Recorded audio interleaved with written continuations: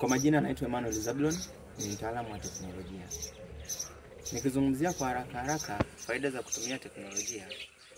Sasa hivi ukitaka kuangalia, watu wengi sana wanatumia simu, wanatumia kompyuta, wanatumia mashine mbalimbali. Nikizungumzia upande wa kompyuta na simu, unaweza ukajiingizia kipato kutumia simu ulionayo mkononi. Ukiwa na biashara fulani, utapiga picha utaweka mtandaoni, wengi wataona. Na sio tu mahala unapoishi, na hata duniani kote wataona biashara yako, wanaweza kaipenda, mkafanya biashara.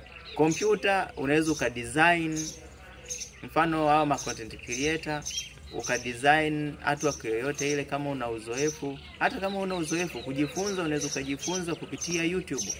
Fursa ni nyingi sana ukajifunza kuliko kwenda darasani ukalipia ada. Sasa hivi ni bando lako tu unaweka kwa ajili ya kujifunza kitu fulani. Na moja kwa moja tayari utakuwa umeshaanza kujifunza teknolojia na kuifanyia kazi. Na mwisho wa siku ikakusaidia katika maisha yako.